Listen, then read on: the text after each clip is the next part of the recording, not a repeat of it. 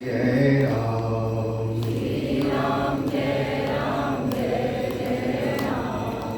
श्री राम जय राम जय जय राम श्री राम जय राम जय जय राम। श्री राम जय राम जय जय राम श्री राम जय राम जय जय राम। श्री राम जय राम जय जय राम श्री राम जय राम जय जय राम। श्री राम जय राम जय जय राम श्री राम जय राम जय जय राम। श्री राम जय राम जय जय राम श्री राम जय राम जय जय राम। श्री राम जय राम जय जय राम श्री राम जय राम जय जय राम।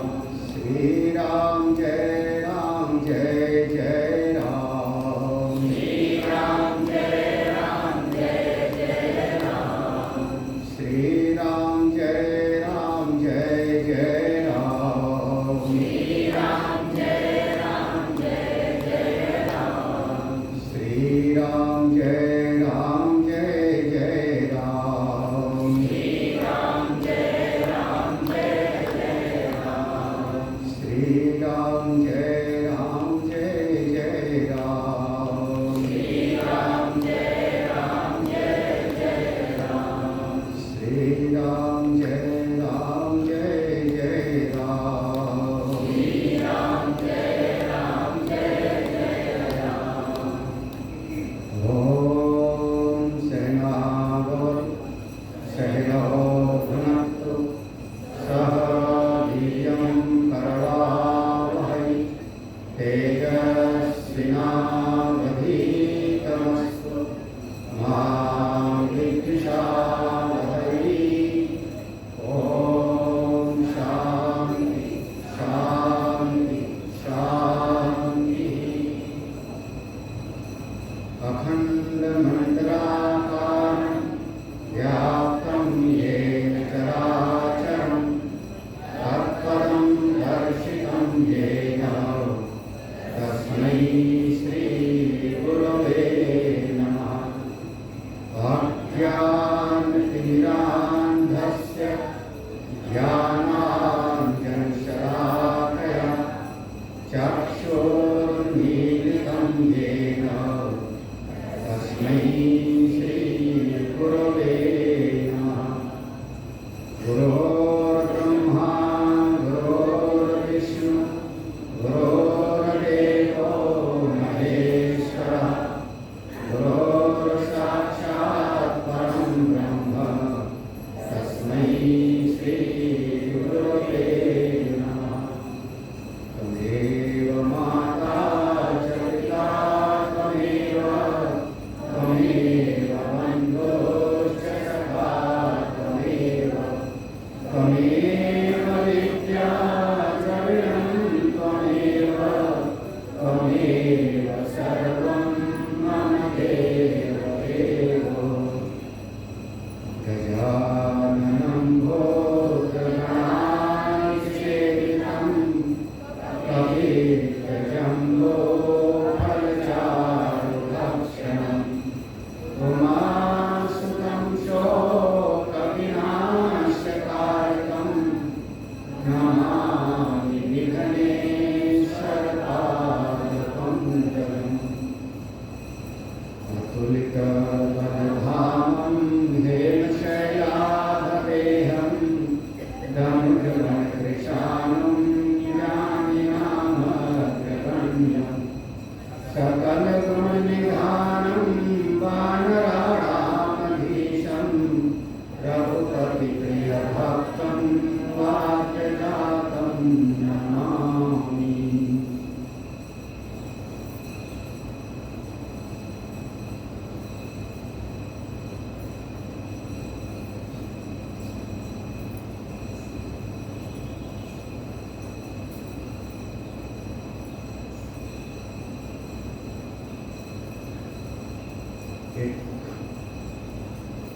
बालक है,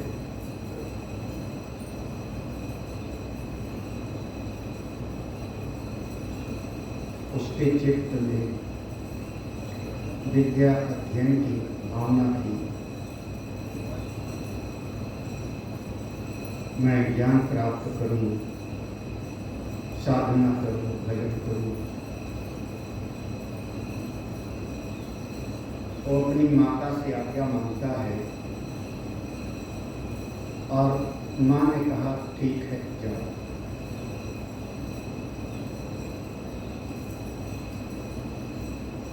उस समय बहुत प्रसिद्ध महापुरुष थे जिनका नाम था गौतम गोत्र में उत्पन्न हरिद्रमुक्त नाम के महापुरुष।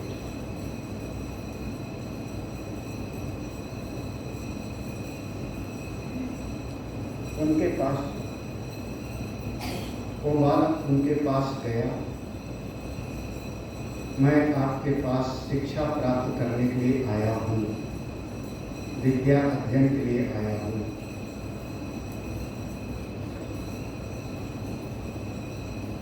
आचार्य ने कहा अगर हमसे तुमको ज्ञान पाने की इच्छा है तो अपना नाम, पिता का नाम, गोत्र तुम्हारा कौन सा है वो बताओ, अपनी परंपरा बताओ। उस बच्चे ने कहा हमको अपने गोत्र का ज्ञान नहीं है, हम नहीं जानते मेरा गोत्र क्या है। जितने और विद्यार्थी थे हंस पड़े।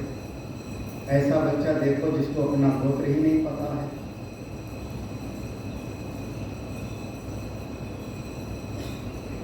आचार्य ने कहा जाओ जाकर के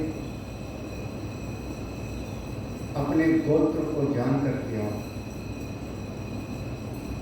वो बच्चा अपनी माँ के पास आया, किम गोत्रवस्मि, मेरा कौन सा गोत्र है, मैं कौन से गोत्र का हूँ, आचार्य ने पूछा था। माँ का नाम था जाबाल। वो रोने लगती है और कहती है कि आपके पिता बहुत सामाजिक व्यक्ति थे, घर पे प्रतिदिन बहुत सारे मेहमान आया करते थे, हम उनकी सेवा में, व्यवस्था में लगे रहते थे। हमको याद नहीं रहा पूछने का गोत्र कौन सा है, तो मैं उनसे गोत्र नहीं पूछ पाई क्योंकि अनेक लोग आते थे अतिथि के रूप में, सबकी सेवा मुझको करनी पड़ती थी।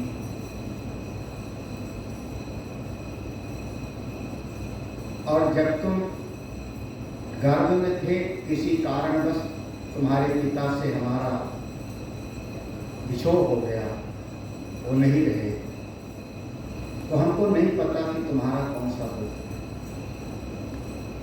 जा करके अपने आचार्य से कह दो मैं जाबाला का पुत्र सत्यकाम हूं, यही परिचय दे। वो बालक फिर से वापस आता है, जहाँ गुरुकुल में तमाम विद्यार्थी लोग बैठे थे, उनके सामने ही उन आचार्य को कहता है मैं जाबाला का पुत्र सत्यकाम हूँ, इतना ही मुझको पता है आचार्य, मेरी माँ को अपने गोत्र का पता नहीं। जितने बच्चे थे वो हंसी उड़ाए। अपमानजनक शब्द था, अपमानजनक के भाव था। जिसको अपने गोत्र का पता ना हो वो ज्ञान कैसे प्राप्त करे।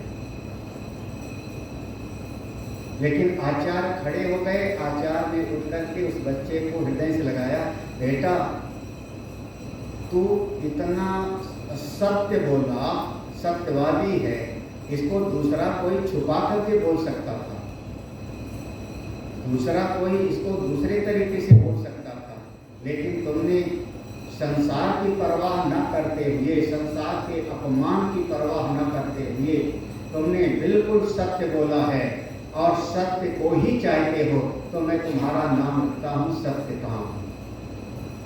सत्य की कामना वाला, जाओ समिधा ले आओ, तुम्हारा उपनयन संस्कार में करो। गोत्र का पता नहीं, पिता का पता नहीं, लेकिन उस ब्रह्म विद्या का जिज्ञासु है। आचार्य ने उसका उपनयन संस्कार कराया और अपने गुरुकुल में।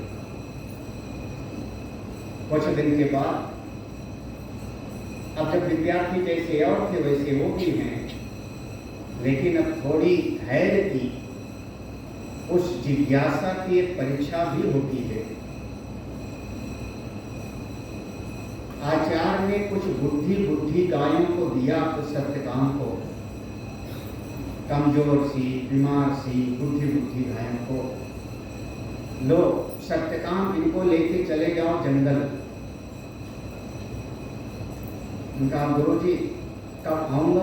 बोले अभी शाम को मत आना, ये जितनी गाय तुम लेके जा रहे हो इन गायों को लेके जाओ, वही गाय की सेवा करो, चराओ, फिर उस गाय से बच्चे पैदा होंगे, बछड़ा होगी, बछिया होगी, फिर उनसे उनको सेवा करते रहना।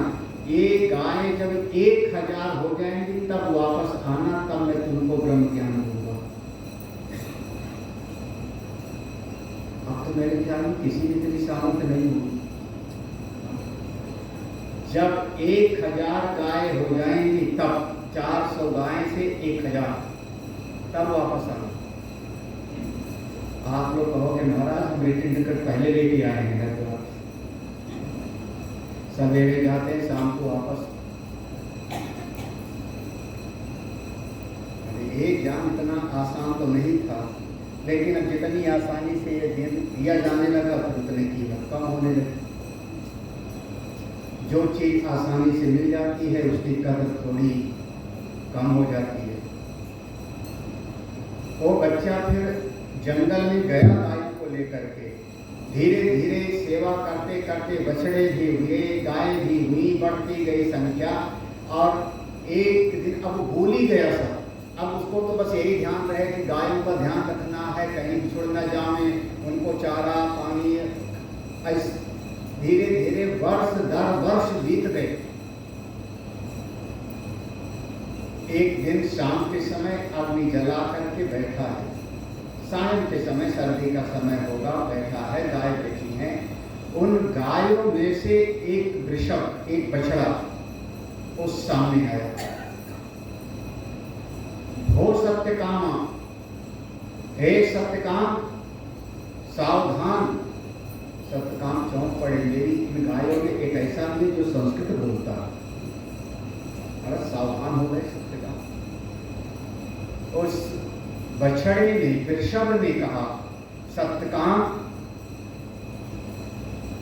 हम 1000 हो गए, गुरुदेव के पास ले चलो।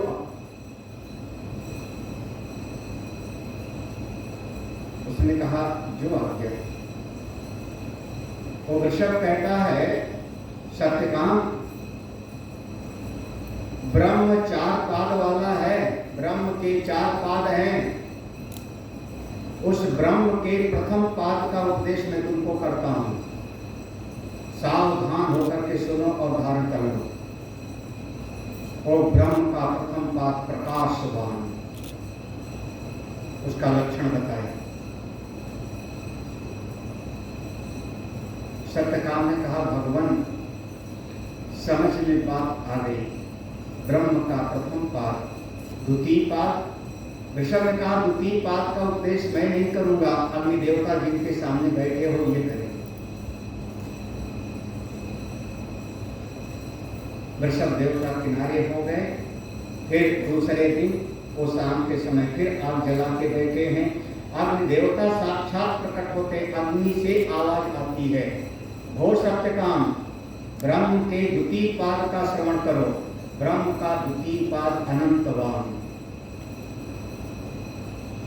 उसका एक एक स्वरूप समझाया और चलते चलते ये कह दिया अग्नि देवता ने, ब्रह्म के तृतीय पाद का उपदेश तुमको हंस करेगा।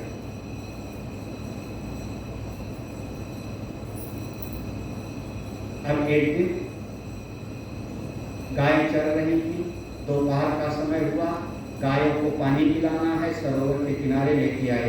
जब सरोवर के किनारे लेके आए, अचानक एक तरफ से एक हंस आते हैं, हम लोग इनको परमहंस कहते हैं। घोर सत्यकाम, सावधान होकर के सुनो। हंस यानी जो नील क्षीर का विवेक कर लेता है, दूध और पानी मिला के रख दो तो दूध पी लेता है, पानी को किनारे कर देता है। ऐसी अभी तक कोई मशीन नहीं बनी है कि जो दूध और पानी को अलग अलग कर दे। कितना प्रतिशत पानी मिलाया हुआ है ये मशीन बताने वाली बन रही है। इस दूध में कितना परसेंट पानी मिलाया हुआ है ये पता लग जाता है। दूध में से क्रीम निकाल लेती है मशीन, ये हो गया है, लेकिन दूध और पानी को अलग करने की मशीन अभी तक वो गुण हंस में होता है। निरीक्षित विवेक का, जड़ चेतन का विवेक करने का, शरीर और आत्मा को अलग अलग समझने का। ब्रह्म के तृतीय पाद का उपदेश मैं करता हूं, सुनो। प्रकाशवान, प्रकाश, तीन पाद का उपदेश नहीं, प्रकाशवान पहला पाद है ना। ज्योतिषमान, प्रकाशमान, अनंतवान, ज्योतिषमान। ब्रह्म का तृतीय पाद ज्योतिषमान उपदेश दिया। भगवान आपने बताया था कि ब्रह्म के 4 पाद हैं, तो चतुर्थ पाद हंस ने कहा मुद्गु करेगा। जल में जल मुर्गा, जल मुर्गा कोई होता होगा, जल कुक्कुट, वह मुद्गु करेगा। और एक दिन वह जल का मुर्गा सामने आता है और उसने कहा, सत्यकाम ध्यान पूर्वक सुनो, मैं तुमको ब्रह्म के चतुर्थ पाद का उपदेश करता हूं, आयतनवान। एक 4 पाद का उपदेश हुआ। उसके बाद गायों को लेकर के वापस आता है वो बालक। जब वापस आया, गुरु जी के सामने प्रणाम किया तो गुरु जी ने कहा, तेरा चेहरा तो ब्रह्म तेज जैसा चमक रहा है। ब्रह्म का उपदेश किसने किया? मेरे शिष्य को किसने उपदेश कर दिया? गुस्से में बोलो, हम तो मेरा शिष्य है, मेरे शिष्य को किसने उपदेश किया ब्रह्म का? शिष्य ने सब कहा और तब एक शब्द कहा, गुरुदेव हमको ब्रह्म का परोक्ष उपदेश हुआ है, ब्रह्म स्वरूप का परोक्ष उपदेश हुआ है, लेकिन अपरोक्ष अनुभूति तो गुरुदेव के वाक्यों से ही होती है। आप हमको तत्व का उपदेश करिए। और वहां पर फिर प्रसिद्ध मंत्र आता है, आचार्यार्थैव विद्या विदिता साधिष्ठम प्राप्त। आचार्य के द्वारा प्राप्त हुई विद्या ही हृदय में अधिष्ठित होती है, प्रतिष्ठित होती है। फिर बाद में उस सत्यकाम का अपना एक गुरुकुल चला, फिर वो आचार्य हो गया और उसके गुरुकुल में अनेक अनेक शिष्य लोग आते थे जिनको वो विद्या प्रदान करता था।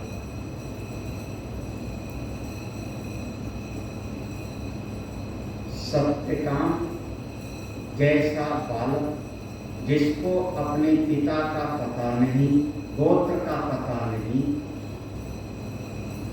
उसका मनुष्य का शरीर लेना वो सफल है कि एक संसारी आदमी का जो केवल कमाया खाया और मर गया उसका? किसका?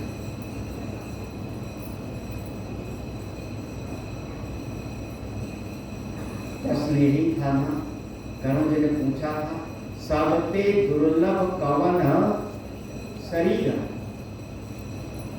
आप भी बैठे हो समाज में, इस समय 700 करोड़ की जनसंख्या है विश्व की, करीब 7 अरब की जनसंख्या है। कितने लोग तत्व को पाने के लिए आगे चलते हैं? ये सामवेद का प्रसंग है जो हमने सुना है। ब्रह्म के एक पाद का उपदेश वृषभ ने किया ना। और जब कोई उपदेश करता है इसका मतलब उसने उस ज्ञान को ग्रहण किया होगा तभी तो उपदेश करेगा।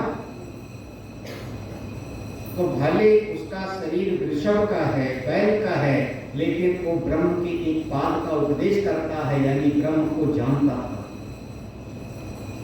एक पाद का उपदेश हंस ने किया ना। हंस का शरीर तो पंख वाला है, उड़ता है, पक्षी के योनि में आया, लेकिन ब्रह्मवेत्ता होगा तब तो उपदेश किया ना। कहने के लिए हम कह सकते हैं जल कुक्कुट मुदगुट, जल कुक्कुट जल में विचरने वाला मुर्गा जो जीव जंतु खाता होगा, निकृष्ट कह सकते हो, लेकिन उस ब्रह्म के एक पाद का उपदेश करता है। इसका मतलब उसने उस तत्व को जाना होगा ना। तो इस प्रसंग में काकभुसुंडी जी हैं जो भगवान की कथा सुना रहे हैं, वो भी पक्षी, गरुड़ जी हैं जो श्रवण कर रहे हैं, वो भी पक्षी। तो इसका मतलब सीधा सा वही शरीर सबसे श्रेष्ठ है जिस शरीर से आप ब्रह्म ज्ञान को प्राप्त करो, भगवान की भक्ति करो।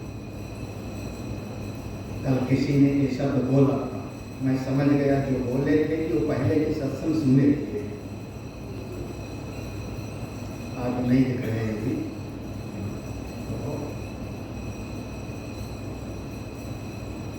केवल आपका दो पांव पर चलने वाला, एक तो दो पांव पर चलने वाले को तो पशु भी शास्त्र में लिखा है ना।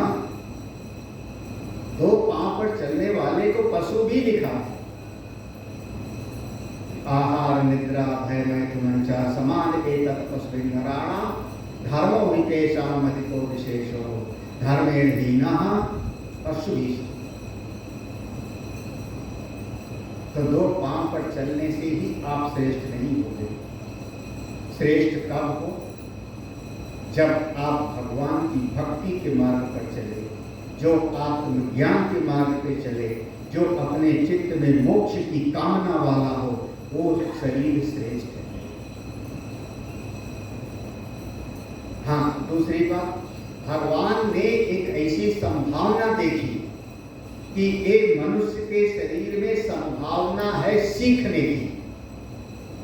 मनुष्य के शरीर में संभावना सीखने की है, और लगभग और जितने जीव जंतु हैं उनमें उतनी संभावना नहीं विकसित है, उतना विकास उनका नहीं है। ज्यादातर विकास मनुष्य के शरीर में है, इसलिए मनुष्य का शरीर श्रेष्ठ है। एक पशु पालो,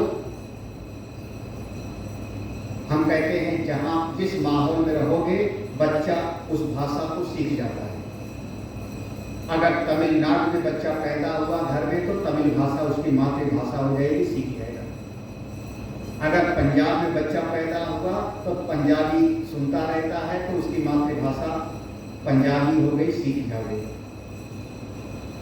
जहां पर पैदा होगे वो भाषा आप बचपन से सीख जाओगे, आपके भीतर जिज्ञास को भावना है। लेकिन आप ही के घर में एक पशु पैदा हुआ, हमारी गाय का बछड़ा पैदा हुआ, वो भी दिन भर हमारी भाषा सुनता है। कुत्ता पैदा हुआ, कुत्ते का बच्चा पाला, वो भी हमारी भाषा सुनता है। बिल्ली घर में रहती, वो भी हमारी भाषा सुनती है, लेकिन वो तो बोल नहीं पाई ना। बात तो यही कहा ना कि जिस माहौल में रहोगे बोलना सीख जाओगे। तो कुत्ता को बोल के दिखाओ, बिल्ली बोले फिर आपका, तो उसके भीतर वो इंद्रिय का विकास, वो शक्ति का विकास नहीं है, वो सामर्थ्य का विकास नहीं है जितना आपके मनुष्य के शरीर में इंद्रियों का विकास है, जितना बुद्धि का विकास है, जितना आप वो डार्विन का सिद्धांत है। डार्विन कहते हैं कि एक मनुष्य मात्र ऐसा है जो किसी भी चीज को पूरा 360 डिग्री से विश्लेषण कर सकता है, और कोई दूसरा नहीं। इसीलिए मनुष्य का विकास हुआ, उनका इतना कहना है। बंदर चिंपैंजी आदि है, वो इतना देखता है, विचार करेगा, लेकिन उसको पूरी हर कोण से नहीं विचार कर पाता, इसीलिए उसका विकास नहीं। फिर ये मेडिकल वाले कहते हैं ये मनुष्य खड़ा हो गया, जो एक आदि मानव था पहले ये भी ऐसे था, विकासवाद में उन्होंने ऐसे बताया, और फिर ये धीरे धीरे धीरे खड़ा होते होते चिंपैंजी आया होगा, अमुक बना होगा, फिर खड़ा हो गया। खड़ा हो गया तो जो रक्त का संचार है ब्रेन पर कम हो गया, क्योंकि खड़े होने ऊपर उठने में रक्त का संचार यों रहेगा तो वहां पर उसके ब्रेन में खून का संचार ज्यादा है। जब खून का संचार ज्यादा है तो उसकी बुद्धि का विकास कम हुआ। पशु आदि तीर्य की ओर जब खड़ा हो गया तो उसके यहाँ पर रक्त का संचार कम हो गया, उसकी बुद्धि का विकास हो गया, और उनकी ऐसी मान्यता है। हाँ, जो जो जो कि वो कहते हैं बंदर से सब आप लोग आए हो, अमुक अमुक उनका डार्विन का, तो उन्होंने कहा कि बंदर की पूंछ धीरे धीरे खत्म होती गई, समय के साथ क्लाइमेट चेंज होता गया, पूंछ खत्म होती गई, बस जरा सी रह गई। आप लोगों के पास है पूंछ की नहीं? जरा सी नहीं है, वो हड्डियों के डॉक्टर के पास जाना,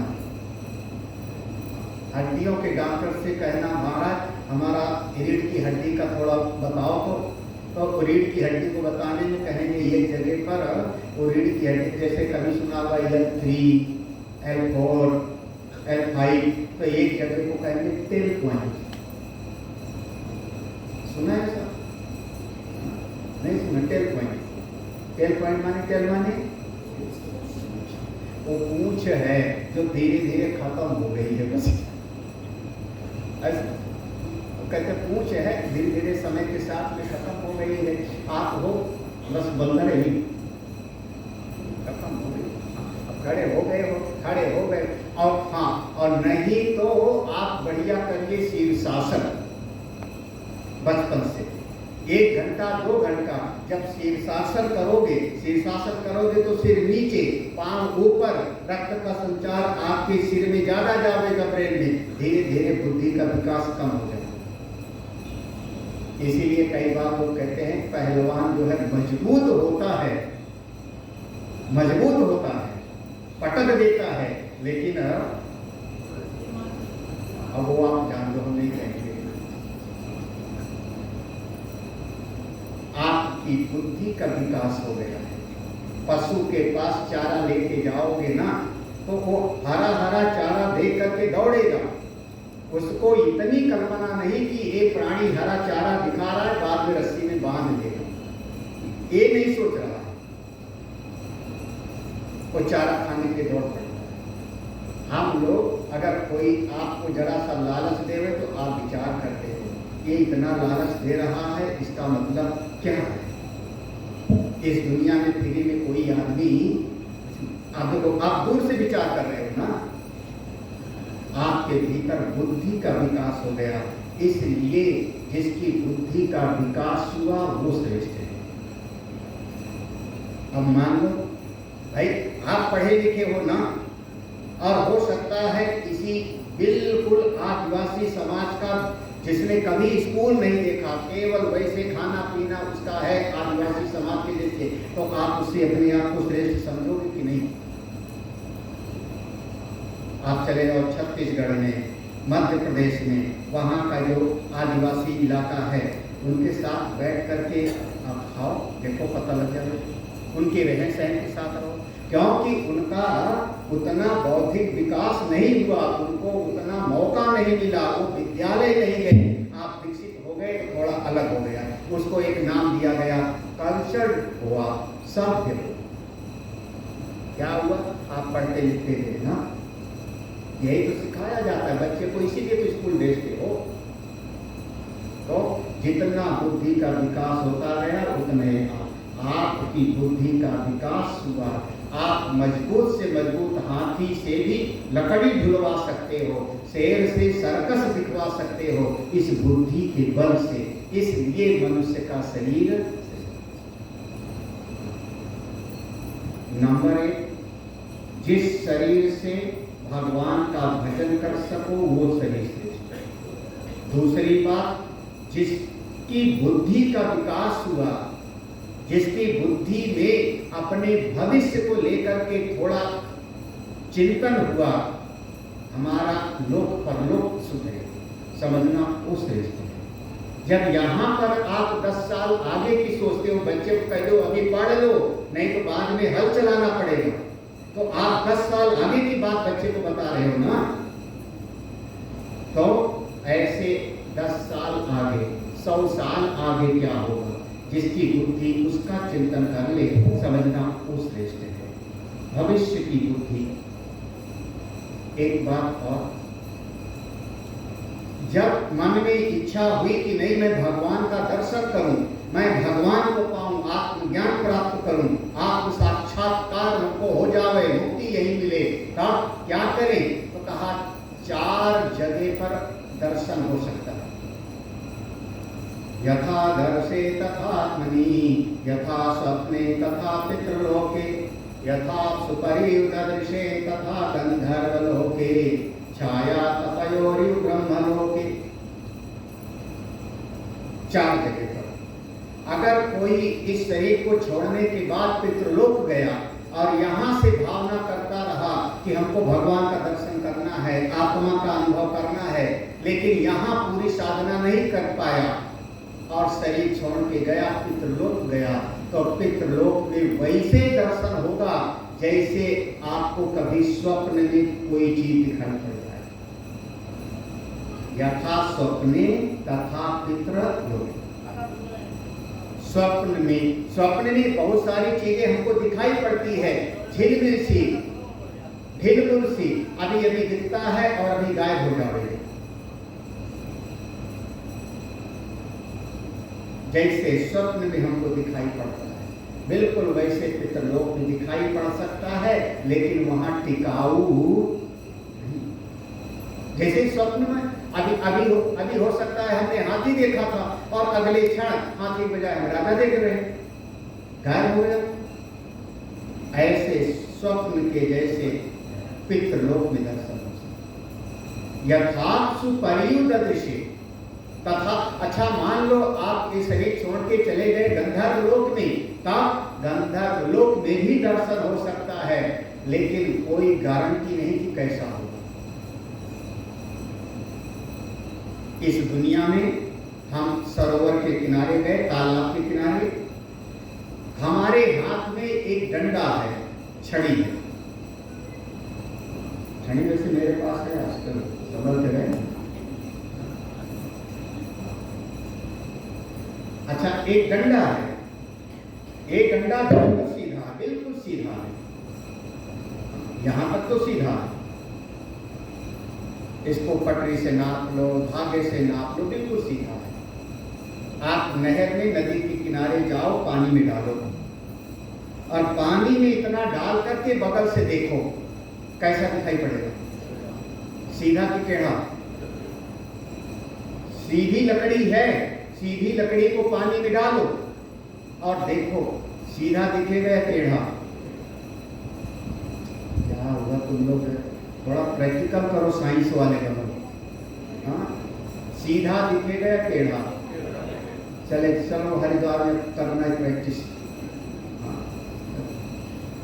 छड़ी आपकी लकड़ी सीधी है, लेकिन जैसे पानी में डालोगे तो टेढ़ा दिखेगा। क्यों दिखता है? उसका अपना विज्ञान है।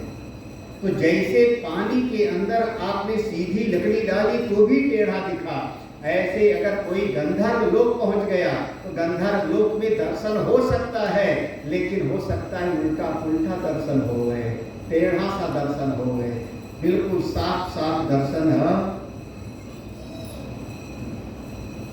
तो बोले अगर मैं ब्रह्मलोक पहुंच जाऊं तो कहा हाँ बिल्कुल, ब्रह्मलोक पहुंच जाओगे तो बिल्कुल साफ साफ दर्शन होगा। कैसे?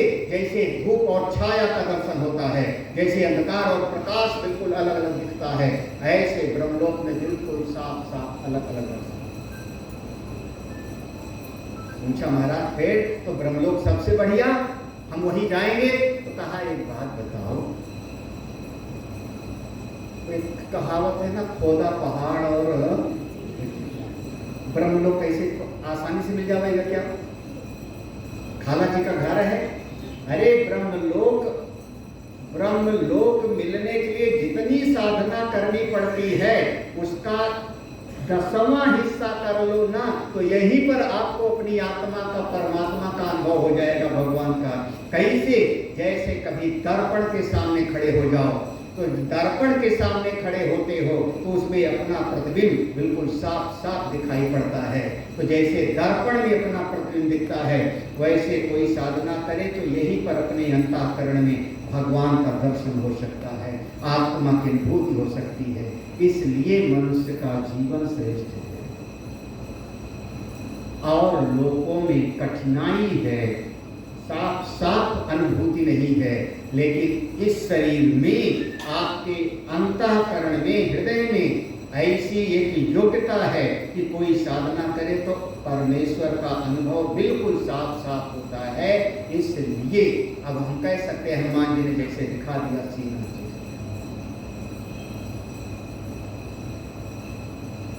ध्रुव तपस्या करने गए थे, जब साधना में बैठे थे तो पहले उनको भीतर भगवान का दर्शन हुआ, बाद में आंख खोला तो उन्होंने बाहर भगवान को बाद में देखा था, पहले तो अपने भीतर दर्शन किया था। आप इस शरीर में, अंतःकरण में, हृदय में आप अपने स्वरूप का साक्षात्कार कर सकते हो, भगवत दर्शन कर सकते हो ब्रह्मलोक से बहुत आसानी से।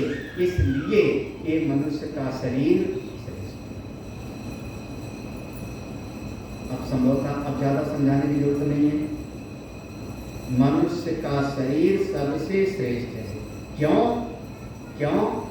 पहला कारण ये कि इस शरीर से आप परमात्मा का भजन कर सकते हो, साधना भजन कर सकते हो, भगवत प्राप्ति कर सकते हो। दूसरा कारण, यहाँ बुद्धि का विकास है। इंद्रियों में कई इंद्रियों की शक्ति हमसे ज्यादा पशुओं की है, पक्षियों की है, लेकिन बुद्धि का विकास आप में ज्यादा है। इस कारण से आपका मनुष्य जीवन श्रेष्ठ है। आपकी बुद्धि जगी हुई है, चिंतन कर सकते हो, विचार कर सकते हो। और तीसरा, पितृलोक में भी दर्शन होता है, गंधर्व लोक में भी दर्शन होता है, लेकिन खंडित खंडित सा ब्रह्मलोक मिलना कठिन है। यहीं पर थोड़ी साधना कर ले, स्वरूप का दर्शन करो, मुक्त हो जाओ। ऐसा मनुष्य का शरीर पाके भी अगर कोई भजन नहीं करता, भगवान की भक्ति नहीं करता, तो वो तो केवल बाल बुद्धि वाला है, ना समझ है। काकुशुंद जी कहते हैं, तात सुनहु सादर यति प्रीति, मैं संक्षेप कहूँ यह नीति। नर तन सम नहीं कवनिव देहि, जीव चराचर जाचत देहि। नरक स्वर्ग अपवर्ग निसेनि, ज्ञान विराग भगति शुभ देहि। सो तनु धरि हरि भजहि न जेनर, होहि विषय रत मंद मंद तर। कांच किरिच बदले ते लेहि, करते डारी परस भनि देहि। इतने में बताया मनुष्य के शरीर। हे गरुड़, मैं तुमको सुनाता हूँ, बड़े प्रेम से सुनो, संक्षेप में बताता हूँ, ज्यादा विस्तार में बताने की जरूरत हमको नहीं। नर तन सम, मनुष्य के शरीर से बढ़िया, इसके बराबर भी और कोई शरीर नहीं है।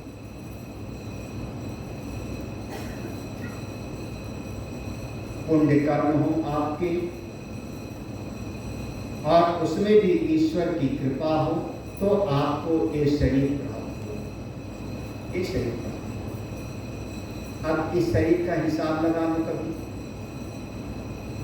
कितने साल जियोगे? पता नहीं, पता नहीं ना। लगभग 100 साल मान लो, नहीं चलेगा। अपने वेद भगवान ने कह दिया है औसत आयु 100 साल। जीवेन सर्दाशतम, पश्येन सर्दाशतम, श्रुणुयाम सर्दाशतम। औसत आयु। अब कोई 110 भी हो सकता है, कोई 90 भी हो सकता है।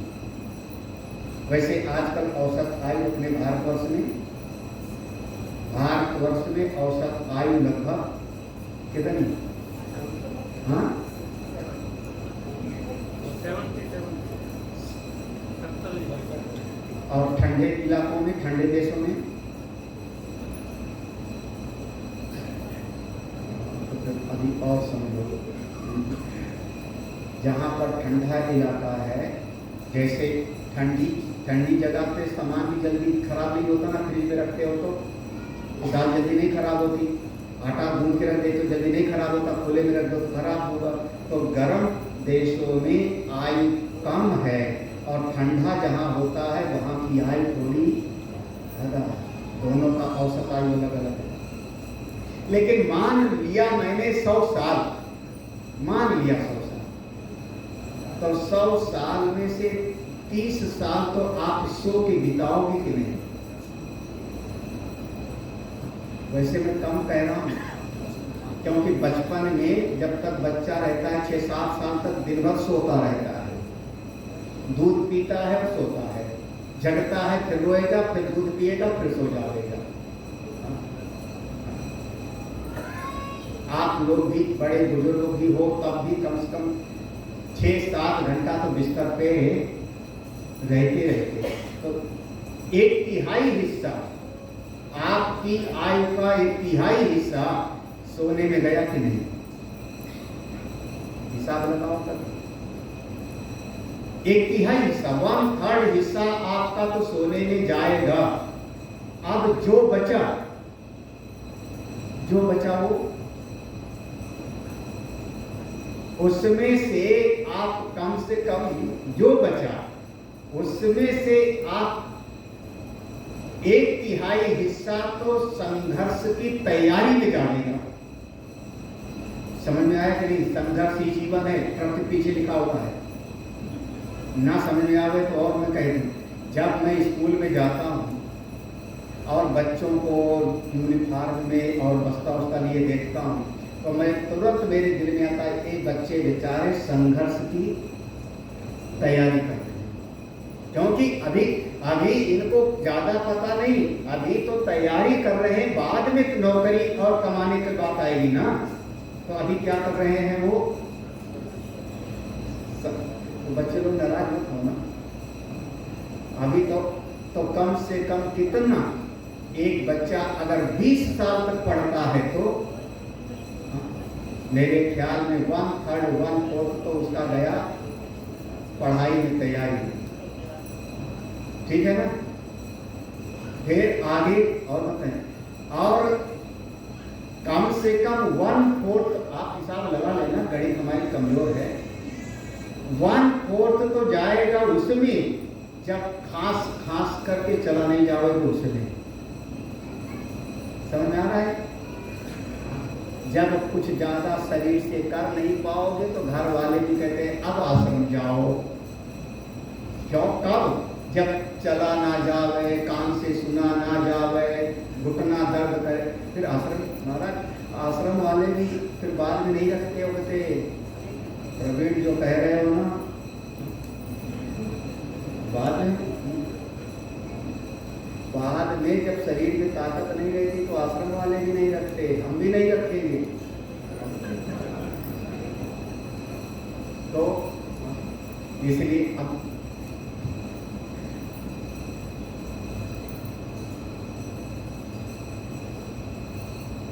क्या हो, आप लोग ऐसे कह रहे हो, सही बात है भाई। आपने 70 साल तक तो कमा के बच्चों को पाला पोसा, जमीन जायदाद दे दिया किसको? बेटा बेटी पोता पोती को, सब उनको दे दिया, और ठन पार होके आ गए हरिद्वार कुटिया में। स्वामी जी कोई अपना नहीं, अब समझ में आया, अब समझ में आया, दुनिया में कोई अपना नहीं, आपकी शरण में हूँ। तो अपने जीवन के लिए खर्चा वर्चा बोले कुछ है ही नहीं, सब बच्चों ने ले लिया। नौकरी नहीं थी जो पेंशन मिलती है हमको, खेत जमीन सब लिखवा लिया, गुफा लगवा लिया। तो हम कहेंगे अब क्या तुम आश्रम में आए हो, थूक के गंदा कर दीजिए हमारा आश्रम। हम एक विद्यार्थी लगा में तुमको दवाई खिलाने के लिए हमने वृद्धाश्रम नहीं खोल रखा है, और वृद्धाश्रम जो खोले होंगे वो करेंगे, जो वृद्धाश्रम खोले होंगे वो सेवा करते हैं, हम वो सेवा नहीं करते वृद्धाश्रम। हमको जुआ फल चाहिए। कौन? जैसे भगवान को फूल चढ़ाते हो कौन सा? ताजा। हमको ताजे फूल चाहिए। देखो हमारे पास विद्यार्थी बैठे हैं 8-9, अभी 4-6 महाआश्रम में भी होंगे, ऐसे लखनऊ में हमको ये लोग चाहिए बात। तो आपका 1/4 जाएगा उसमें, जब शरीर काम नहीं देता हिसाब लगाओगे। फिर अब आपका वो वाला मैं हिसाब नहीं लगा रहा हूं कि कितना जीवन आप कमाने और खाने में पालने में लगाओगे। बच्चों कमाओ, बच्चों को पालो। आपके हिस्से में कितनी जिंदगी है महाराज, कभी बैठ के हिसाब लगाना। आप अपने लिए कितना जिए, अपने लिए कितना जिए। और बुरा मत समझना, अगर पूजा भी करने बैठते हो ना आप लोग, सवेरे भगवान की पूजा भी करने बैठे, तो पूजा करने के बाद जो भगवान से कहते हो पोते की बुद्धि ठीक कर देना प्रभु, तो आपका पूजा भी गया किसी और के लिए, अपने लिए कहा था। क्योंकि पूजा करने के बाद भी आपने चाहा कुछ और ना। तीर्थ करने गए और तीर्थ करने के बाद में आपने किसी और के लिए कोई कामना बना ली, तो आपने अपने लिए क्या किया? क्या हुआ? अरे व्रत किया है आपने ना, व्रत किया ना, दिन भर पानी नहीं पिया, दिन भर पानी नहीं पिया, व्रत ऐसा कठोर व्रत किया। मनौती क्या मानी? मेरे पति की आयु, कौन सा व्रत था वो? करवा। तो आपने अपने लिए क्या किया? अपने लिए क्या किया? बस अपने लिए उतने करते हो जितने समय सत्संग में बैठे हो। ये आपके अपने का जीवन है, बाकी तो और सब औरों के लिए। और इसमें भी अगर आपने इतना बना लिया मन में भाव कि सत्संग में बैठेंगे तो गुरु जी का आशीर्वाद मिलेगा, तो घर हमारा परिवार के बच्चे सही हो जाए, तो ये भी गया आपके पास। तो ये भी गया।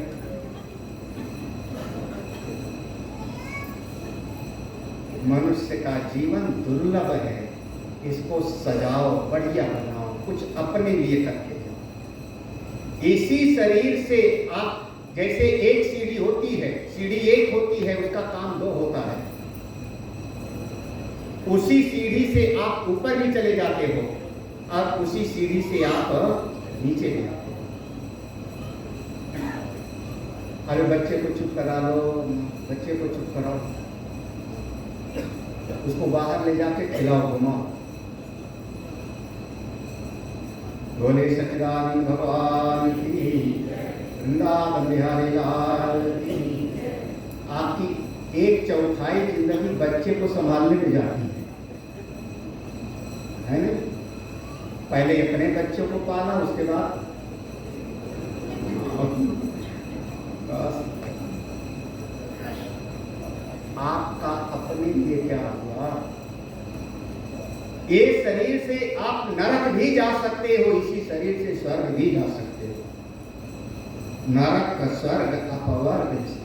अरे हे गरुड़, हे गरुड़, अगर कोई मनुष्य ऐसा है कि ये शरीर मिला और शरीर पा करके भी भगवान का भजन छोड़ दिया, भगवान का भजन टालता जाता है, भगवान का भक्ति टालता जाता है, बाद में करेंगे, आगे करेंगे भजन, अभी तो दुनिया के काम है, ऐसा व्यक्ति तो वैसे ही है जैसे कोई व्यक्ति हाथ में कंचे लिए हो कांच का, सामने हीरे का टुकड़ा रखा हो और हीरा छोड़ के कांच पकड़े, यानी बाल बुद्धि है।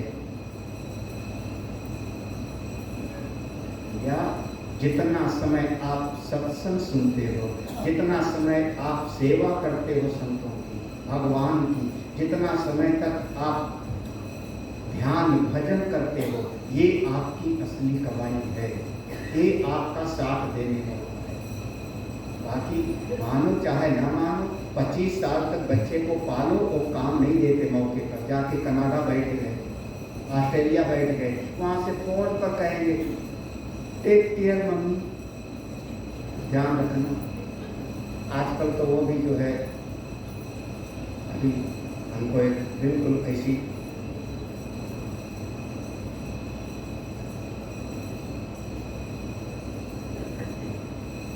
अच्छा, बच्चे को खूब पढ़ाना चाहिए कि नहीं? खूब पढ़ाना चाहिए कि नहीं? खूब पढ़ाना चाहिए या नहीं? खूब पढ़ाना चाहिए नहीं? हाँ? बच्चे को खूब पढ़ाना चाहिए। IIM में, IIT में खूब पढ़ाना चाहिए ना? बस क्या हुआ? खूब पढ़ाना चाहिए नहीं?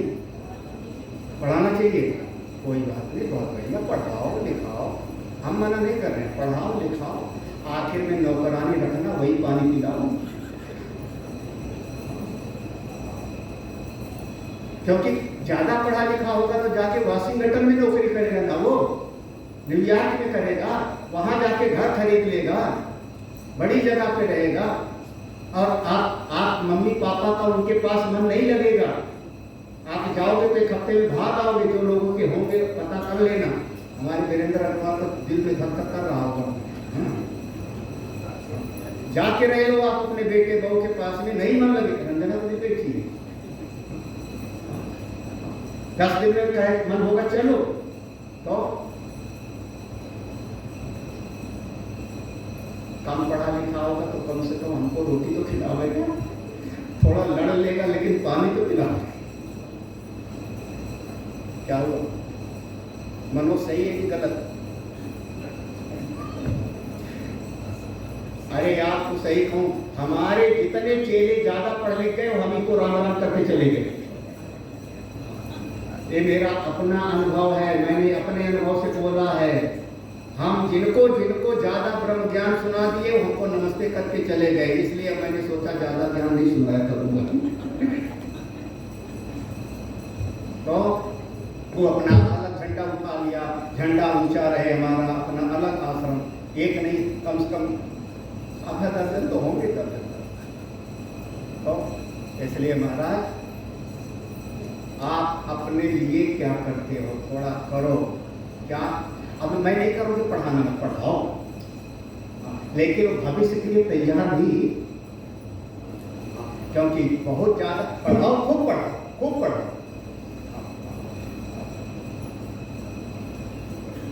मना नहीं करूंगा, खूब पढ़ाओ, लेकिन उसके लिए तैयार रहना मन से कि पढ़ लेगा, पंख निकल आएंगे तो फुर से उड़ जाएगा, फिर बुढ़े बुढ़िया बैठे रहना, एक दूसरे का मुंह देखते रहना।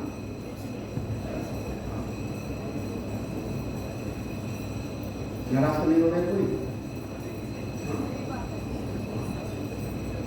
अब जिसके सर पे पड़ी होगी उसको सही लगेगा।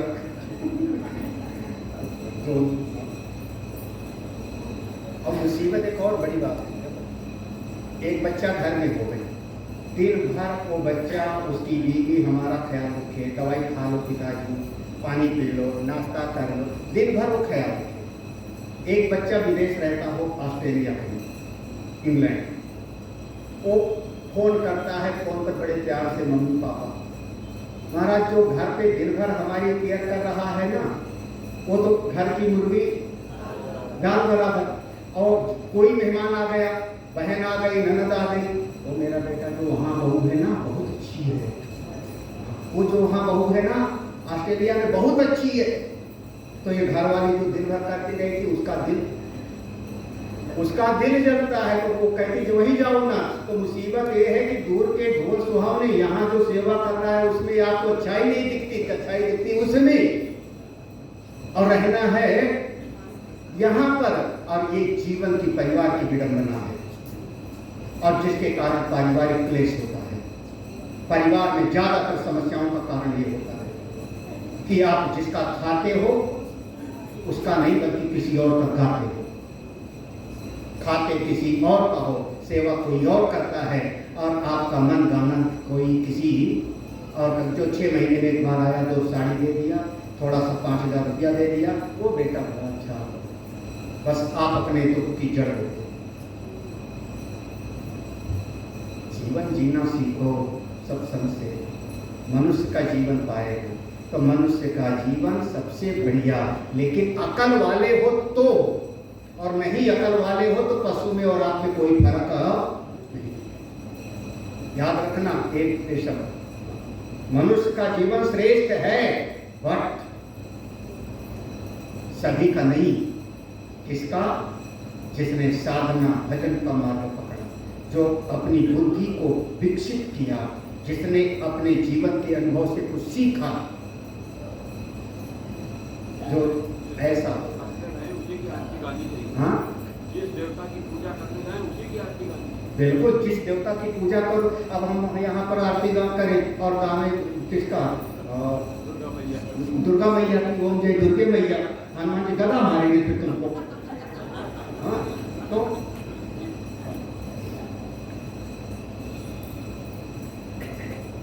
अच्छा मान लो हमारे पास कोई आया। देखो आज हमारा मन ऐसे कि जैसे आप लोग हमारे अपने घर पे बात करते हैं। हमारे पास कोई आया खरीदार,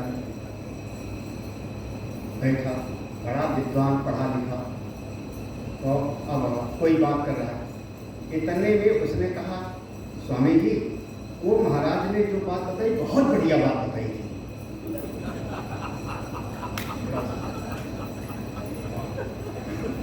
समझ आया ना आपको? अरे भैया, जब तुमने ये कह दिया वो महाराज ने जो बात बताई थी बहुत बढ़िया, तो जाओ उसी महाराज के पास में। काहे यहाँ बैठा मेरे सर पे?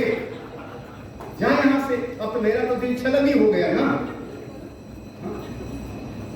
जैसे तुम्हारी गृहस्थी के ऐसे अध्यात्म भी होता।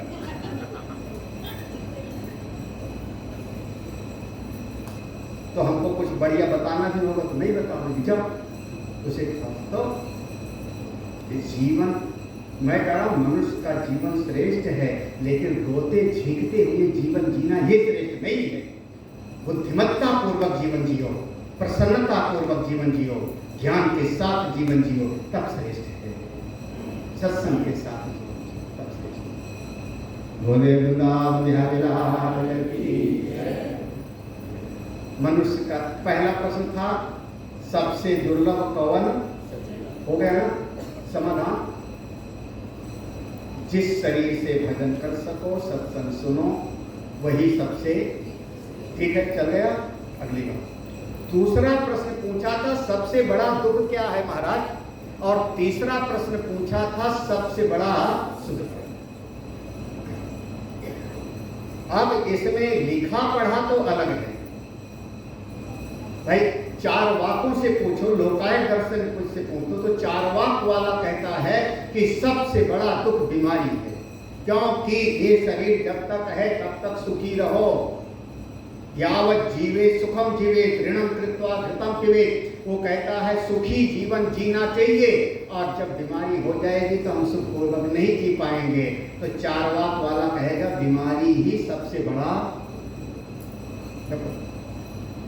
महात्मा बुद्ध और नानक देव महाराज, ये दोनों एक बात कहते हैं। नानक देव महाराज ने कहा नानक दुखिया सब संसार, और महात्मा बुद्ध ने कहा जीवन ही दुखमय है। इस संसार में जन्म लेना ही सबसे बड़ा दुख है। ना पैदा होते सबसे बढ़िया, पैदा हो गए हंस गए। बस समस्या ये है कि अपने कोई हम अपनी एप्लीकेशन थोड़े लगाए थे कि हमको पैदा होना है।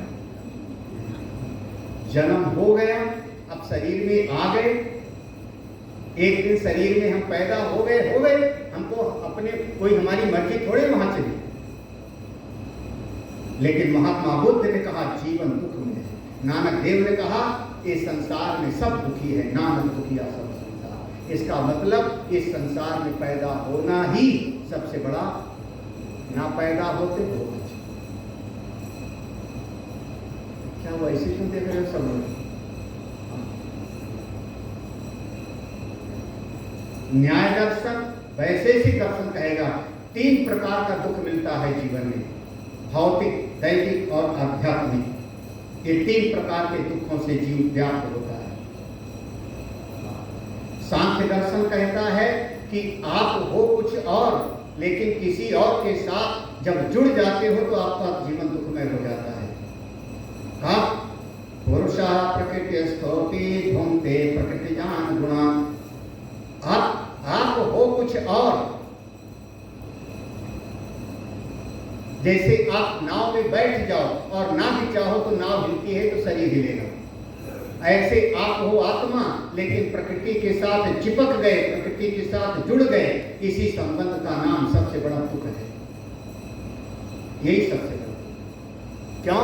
क्योंकि आप चेतन होते हुए भी जड़ के साथ तादात्म्यपन्न हो गए।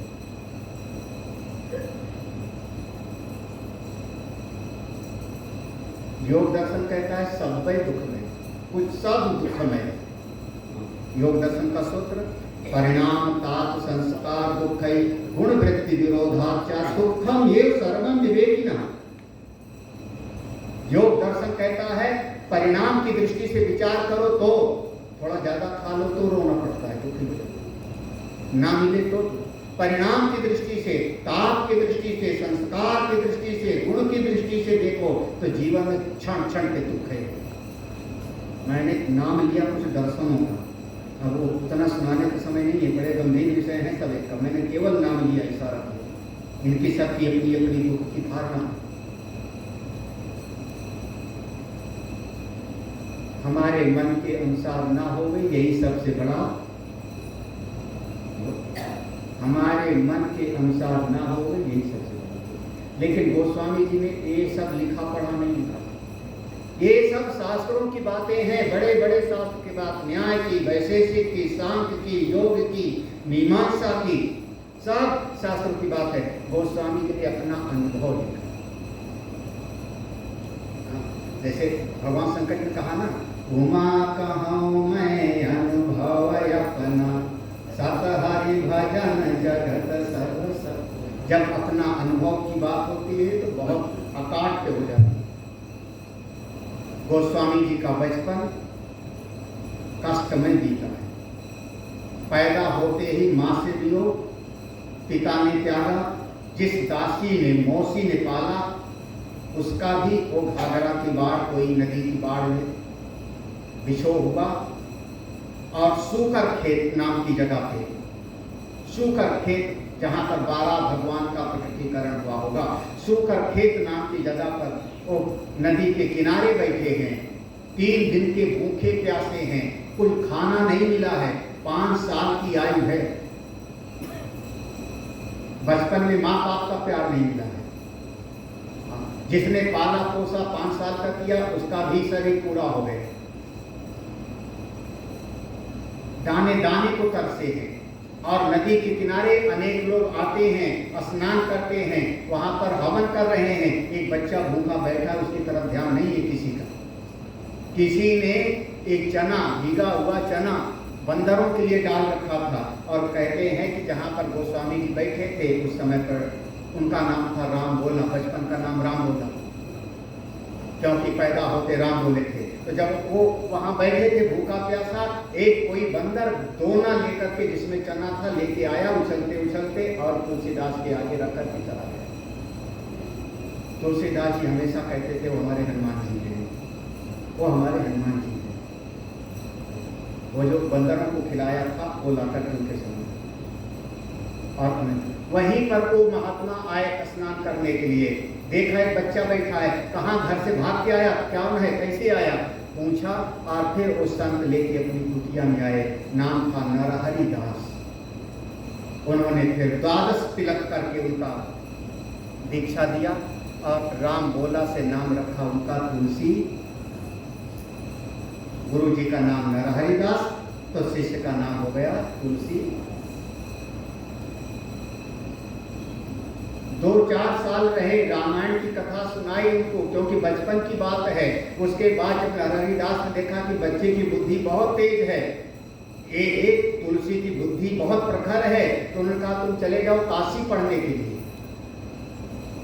हमारे मित्र हैं, उनको मैं पत्र लिख देता हूँ। उनका नाम है गोस्वामी शेष सनातन। उनके पास जाओ, काशी विद्या अध्ययन करके आओ। गुरु जी की आज्ञा, उन गुरु जी की आज्ञा मान करके वो सूकर खेत से तुलसीदास जी चिट्ठी लेकर के काशी पहुंचे हैं। गोस्वामी शेष सनातन को दिया है। गोस्वामी शेष सनातन और नरहरिदास अपना मित्र थे, तो उन्होंने उनको अपना शिष्य बना के फिर रख लिया और वहाँ पर वेद वेदांत का पूरा अध्ययन करा। 12 साल काशी रहे हैं। अब काशी में रह करके गोस्वामी शेष सनातन के जैसे महापुरुष से जो अध्ययन करेगा कैसा होगा। और बाद में फिर अभी नरहरिदास के शिष्य तो तुलसीदास और गोस्वामी शेष सनातन से शिक्षा प्राप्त किया तो नाम हो गया गोस्वामी तुलसीदास। उसके बाद वहां से वापस आए और उसके बाद की फिर आप लोग कहानी सुने हुए हो कि कथा सुनाने लगे। फिर कोई एक पंडित जी आते थे, उनकी कन्या थी, फिर उन कन्या के साथ उनका विवाह हो गया। अब मन की कल्पना करो, थोड़ा भाव ले आओ अपने जीवन में। बचपन में माता पिता का प्यार नहीं मिला, पालने वाला जो पालने वाली थी उसका भी ज्यादा समय तक सानिध्य नहीं मिला। गुरु जी का अनुशासन आश्रम में, नरहरिदास के यहाँ पर अनुशासन रहा। वो बच्चा तो बचपन से प्यार का भूखा है ना। जरा सा जैसे विवाह हुआ, किसी ने थोड़ा प्यार से केयर किया, बस इसी को आप लोग कथा में सुने हुए कि तुलसीदास जी अपनी पत्नी में बहुत ज्यादा हो गए।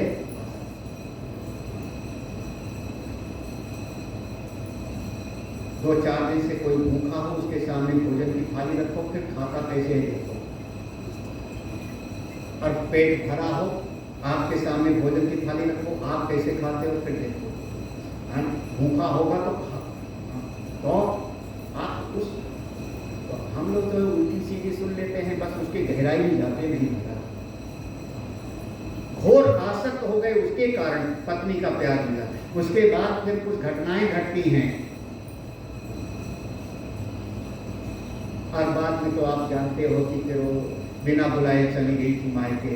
फिर वो मुर्गा पकड़ के पार हो गए और वहाँ सांप को समझ करके चढ़ गए और पत्नी ने एक शब्द बोला था पत्नी ने, जितना इस हाड़ मांस के शरीर से प्रेम करते हो उतना भगवान से प्रेम करते तो तुमको भगवान मिलता। इतने तो बोला था ना। और इसके बाद तुलसीदास जी के जीवन में टर्निंग पॉइंट आता है और निकल पड़ते हैं। ये सारी घटना 20 साल तक हो गई होगी। 20 साल के अंदर भाई मैं कह रहा हूँ 5-6 साल के थे तो नरहरिदास के पास आए, फिर उनको 2-4 साल पास में रखा, फिर भेजा गुरु जी के पास पढ़ने के लिए। फिर वहां से आए, तब कथा सुनाने लगे, तब शादी हुआ। ये सब 20-25 साल के अंतर्गत की घटनाएं हो गई। और रामचरितमानस की रचना उन्होंने 75 साल की आयु में प्रारंभ किया था। 75वें साल में पहला श्लोक लिखा था, वर्णानाम अर्थरस संघानाम रसानाम। जीवन कितना साधना में रहा। गोस्वामी जी ने अपना अनुभव लिखा। इस जगत में एक समय वो था जब हम दर दर खोकर खाते थे, क्योंकि ना रहने के लिए जगह, ना वस्त्र, ना भोजन। तब गोस्वामी जी लिखते हैं, नहीं दरिद्र सम दुख जग माही। समझ आया ना? एक गोस्वामी जी की अनुभूति है। इस दुनिया में दरिद्रता से बढ़ करके और कोई दुख नहीं है महाराज। इसीलिए हमारे वेद के ऋषि लोग को दरिद्रता का सम्मान नहीं है हमारे यहाँ पे।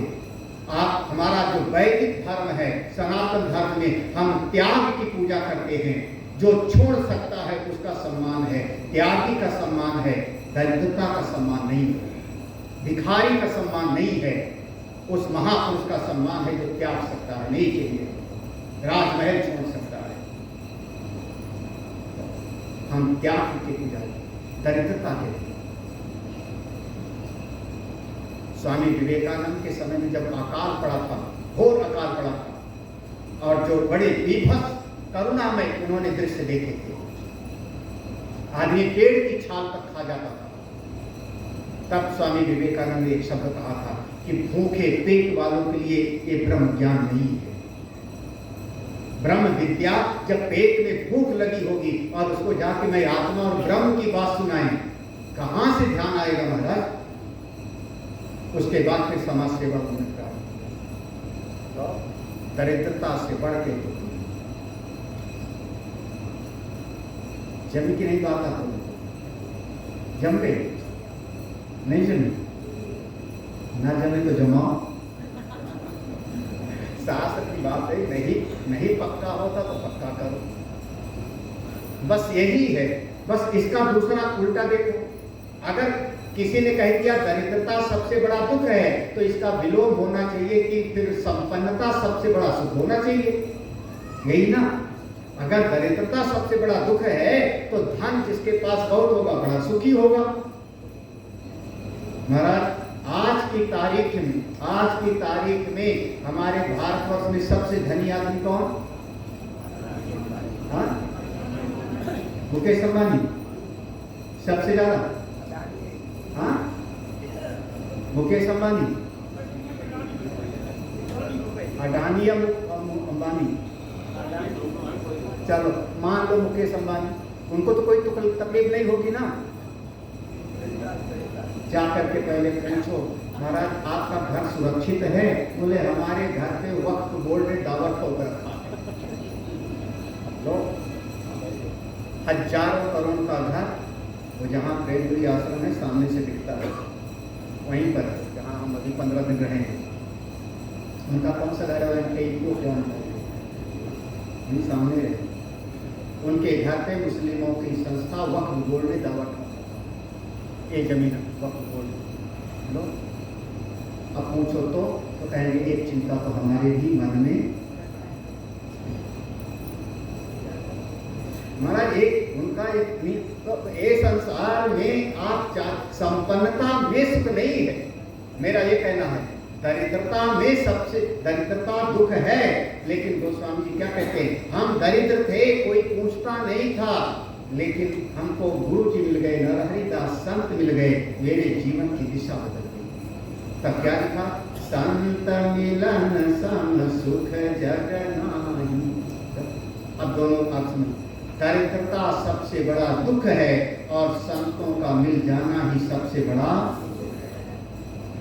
ये गोस्वामी जी का अनुभव है। अब आप लोगों का जो अनुभव कर लो, एक गोस्वामी जी का अनुभव है। संत मिलन सम सुख,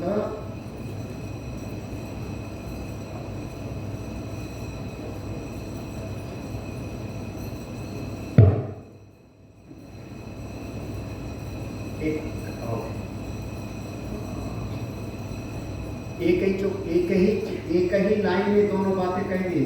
सबसे बड़ा दुख क्या, सबसे बड़ा सुख क्या, इसके लिए एक चुप रही। अब इसके बाद बात आती है, महाराज मैंने आपसे 7 प्रश्न पूछे थे।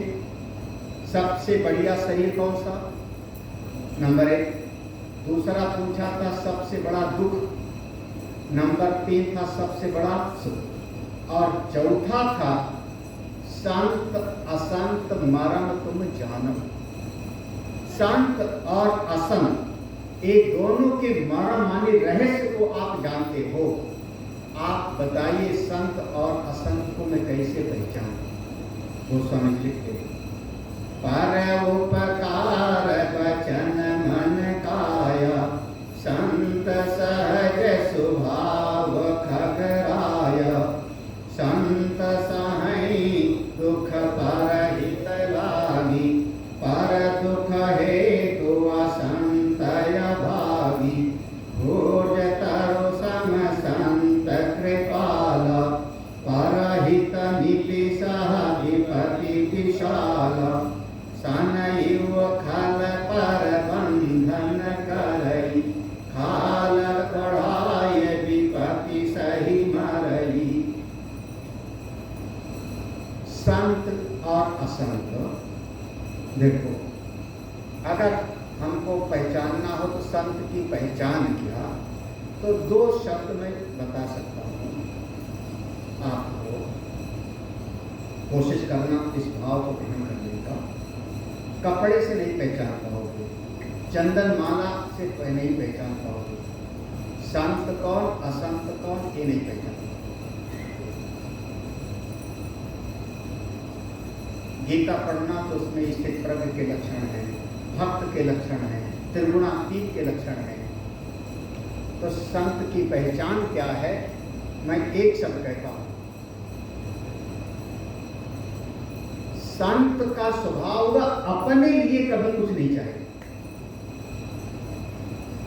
स्वार्थ रहित, निस्वार्थ, उसके भीतर सेल्फिशनेस नहीं समझ आ रहा। अपने लिए नहीं मांगे, अपना पूरा का पूरा, अपना पूरा जीवन उसने प्रभु पर अर्पित किया है। भगवान में अपने लिए वस्त्र नहीं मांगेगा, अपने लिए भोजन नहीं मांगेगा, अपने लिए पैसा नहीं मांगेगा। मैं कह रहा हूं अपने लिए। अगर मांगेगा तो किसके लिए? परोपकार वचन मन काया, ये चौपाई देखना। अगर वो चाहता है, कभी कहेगा भी तो किसके लिए? परोपकार। बात क्या आ गई? नहीं, सामने 4 भिखारी बैठे हैं, किसी से ए भाई इनको भोजन करा दो, अपने लिए नहीं कहे क्या? समाज के हित के लिए, शरीर से, वाणी से, मन से दूसरे का भला हो, सबका कल्याण हो, लेकिन अपने लिए कभी नहीं, अपने लिए कभी नहीं। और एक तो बात इतनी है कि जब हम अपने लिए कुछ नहीं चाहते ना, तो एक परमात्मा ही सबके भीतर बैठ करके फिर उसकी सेवा कराते रहते। फिर परमात्मा सबके भीतर, आप सबके भीतर नारायण का वास है, फिर आप सबके भीतर बैठ करके वही आपको संकल्प दिलाते रहेंगे। अच्छा, स्वामी जी के लिए ऐसा कपड़ा दे दो, स्वामी जी को छड़ी दे दो, स्वामी जी का कपड़ा ऐसा बनवा दो, स्वामी जी का चश्मा ऐसा। हमारे आदमी सोचते रहते हैं, प्रवीण सोचते रहते हैं, हमने तो नहीं कहा। वरुण जी, अगर हम अपने आप गाड़ी खरीदते तो हमारी औकात नहीं थी, क्यों ऐसी गाड़ी खरीदते? जैसी गाड़ी भगवान की कृपा से हमको मिली है सेवा की, हम तो नहीं कर सकते। आपके भीतर बैठ करके परमात्मा कराते रहते। नहीं, स्वामी जी को अमूल बारे से वरुण जी उनके कल्पना में आता रहता है, एक कमरा वहां बना दिया जाता, कुछ नहीं तो कुछ नहीं। देखो, हाँ, मैंने कितनी बार लोग हमसे पूछते, स्वामी जी आप में से कईयों को परिचय होगा, स्वामी जी आपका न्योता है और कौन सा खाना बनाए? बहुत ममता वगैरह बैठी हैं, ये बहुत मेरे लिए गंभीरतम प्रश्न है, क्या बनाए आपके लिए? क्या मेरा उत्तर होता है, बहुत ज़्यादा कभी होगा तो हम कहीं खिचड़ी बनाऊंगा, और उतने में पूछने वाले का दिल जो है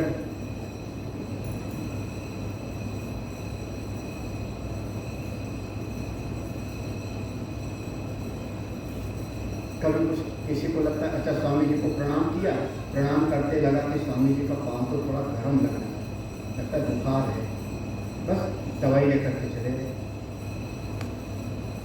कौन है?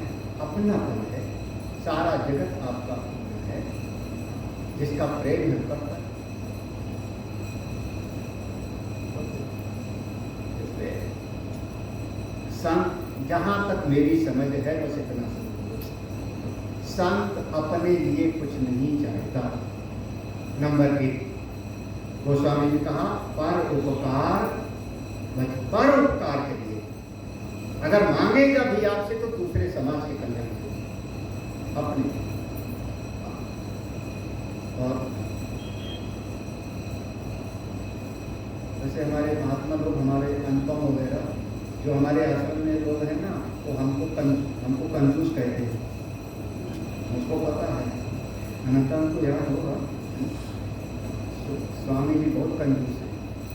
काहे के लिए कंजूस हैं ये लोग जाने।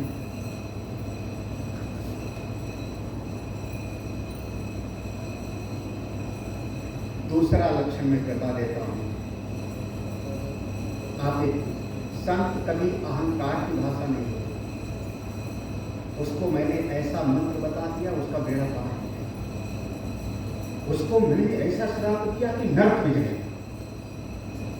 ये सब अहंकार की भाषा समझ। कभी कुछ कहेंगे तो भगवान ने किया। किसी ने कहा गुरुदेव आपकी कृपा से ये काम बन गए, वो भगवान ने यहाँ पर कृपा कर दी। संतों के मुख से सुनोगे आप ज़्यादातर भगवान का नाम लेते हैं, ओम नमो नारायण, हरि ओम, भगवान सब करने वाले भगवान। संत अहंकार की भाषा नहीं बोलते। हाँ, ज्योतिषी बोलेगा अहंकार की भाषा, पंडित बोलेगा देखो मैंने ऐसा बता दिया उपाय कि उसका जो है कष्ट दूर हो गया, उसका काल सर्प योग मिट गए। अरे राम, तेरा तो मिटे ही नहीं।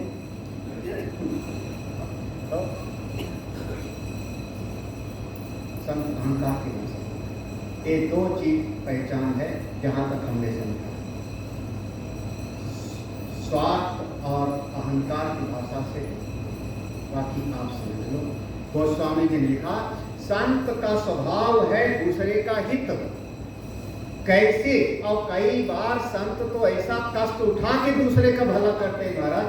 वो बिच्छू वाली कहानी सुनी होगी, बिच्छू पानी में बहता जा रहा है, संत उसको उठा करके किनारे रखते हैं और डंक मारता है बिच्छू। संत का स्वभाव कैसा है? जैसे भोज का पेड़ होता है पहाड़ में 14,000 फुट की ऊंचाई पर, भोजवासा वगैरह में भोज का पेड़ होता है।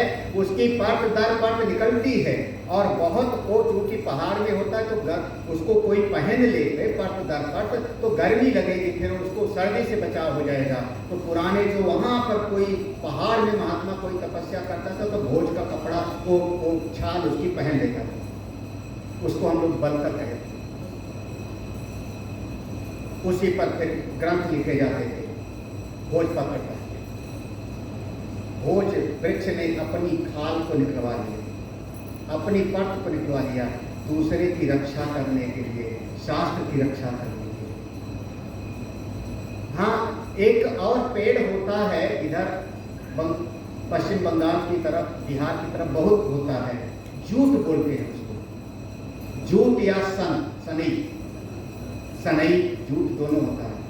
वो जूट और सनई दोनों को काट लेते हैं किसान, जब बड़ा हो जाता है उसको काट लेते हैं, गट्ठर बांध करके पानी में डाल देते हैं और 10-15 दिन तक पानी में सड़ता है।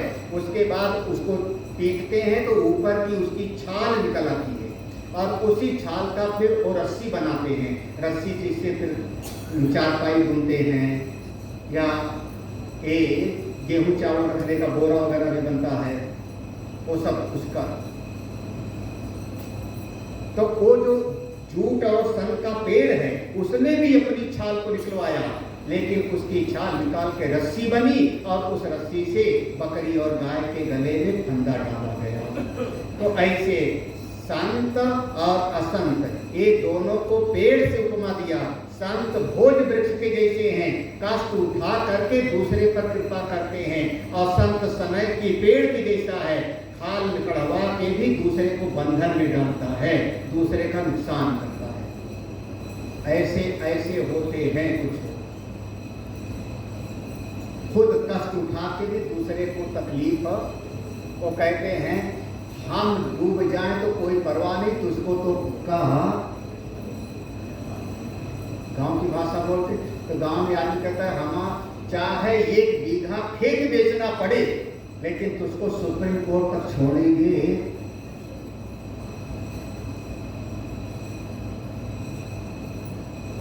अपना अहित करके भी दूसरे एक असंत हो गए। एक और दृष्टांत है, खाला बिनु स्वार्थ परयपकारी, आही मूषक सुन उरगारी, पर संपदा विनाशी नसाही, जिमि ससिहति भूपल बिलाही, दुष्ट उदय जगयारति हेतु, जथा प्रसिद्ध यधम ग्रह केतु, संत उदय संतत सुखकारी, विश्व सुखद जिमि हिंदु तमारी, पर संपदा विनाश नसाही। दुष्ट आदमी असंत कौन है? दूसरे का नुकसान करके खुद भी नष्ट हो जाता है। महाराज कैसे?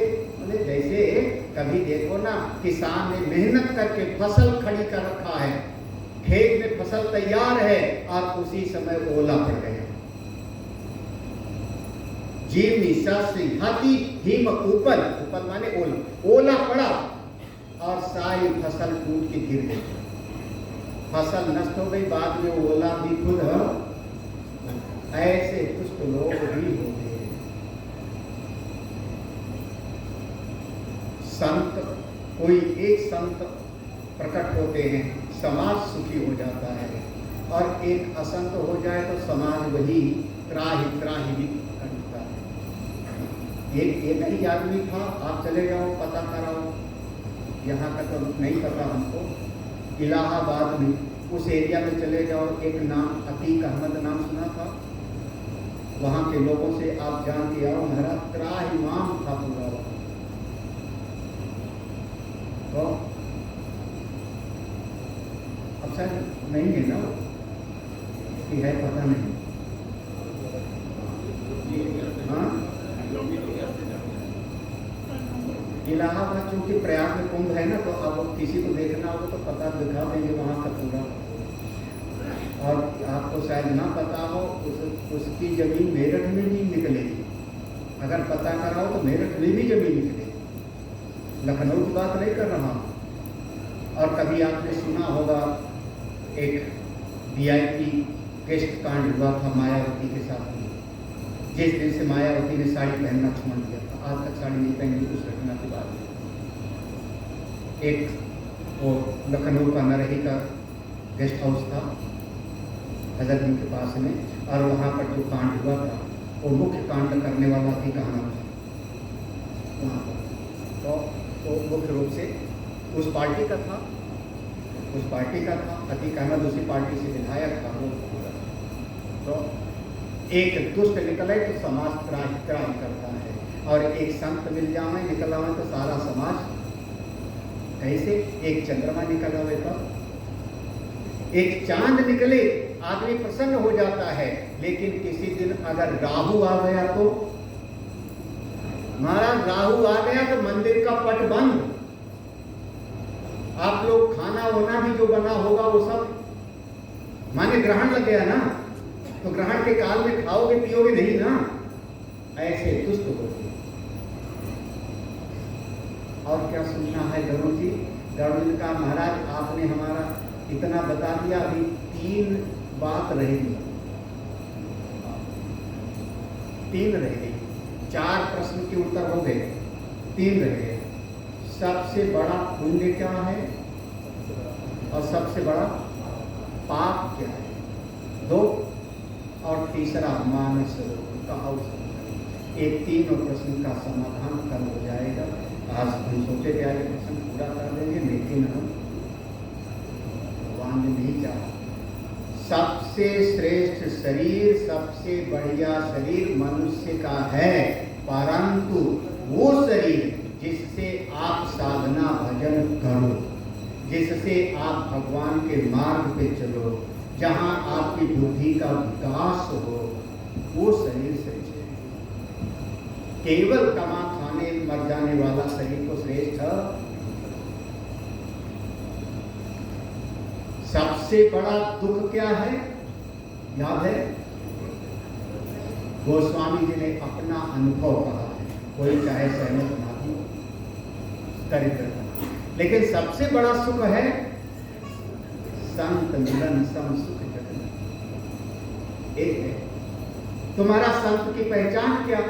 तो संत और असंत दोनों में, संत परहित के लिए जीता है और असंत अपने लिए जीता है, बस इतना फर्क है। बोले वृंदावन बिहारी लाल की, सच्चिदानंद भगवान की। ओम पूर्णात् पूर्णमुदच्यते पूर्णस्य पूर्णमादाय पूर्णमेवावशिष्यते। ओम शांति शांति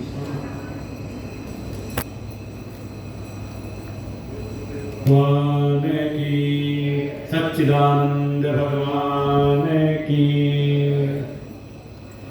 जैसा कि कल निवेदन किया था, पूज्य गुरुदेव भगवान के संरक्षण में इस समय 5 आश्रम हैं और जिनमें 3 आश्रमों में वैदिक गुरुकुल, जहाँ पर ब्राह्मण बालक आकर के पूरे नियम अनुशासन के अंतर्गत तीनों समय की संध्या वंदन करते हुए, आश्रम की सेवा, संत सेवा, गौ सेवा करते हुए वेद का अध्ययन करते हैं। ऐसे ही पूज्य गुरुदेव भगवान की महती अनुकंपा से इस मेरठ नगर में भी हापुड़ रोड पर वेदांत आश्रम के अंतर्गत श्री शौनक वेद विद्यालय के जो बटुकगण हैं, आज उनमें से कुछ आए हुए हैं। वो हम सबके सन्मुख ये ऋषि कुमार जो हैं वेद का पाठ करेंगे, हम सबका श्रवण करेंगे। तो सभी आ जाएं, मंच पर आ जाएं।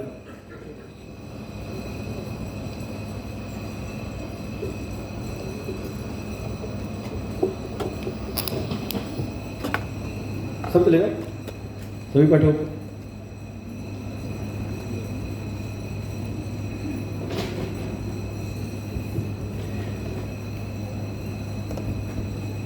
इसमें जो पीले वस्त्र में है ये विद्यार्थी हैं 7, और जो सफ़ेद वस्त्र में दिखाई दे रहे हैं ये इनके आचार्य हैं।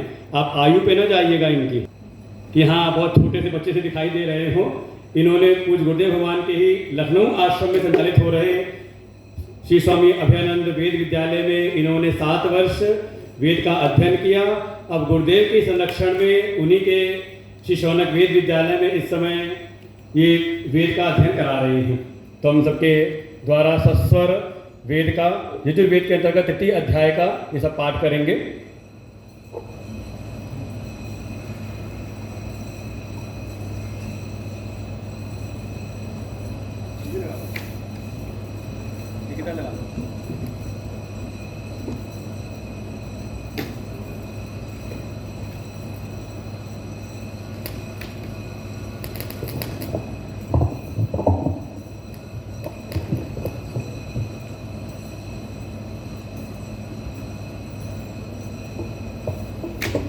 ओम श्री गणेशाय नमः।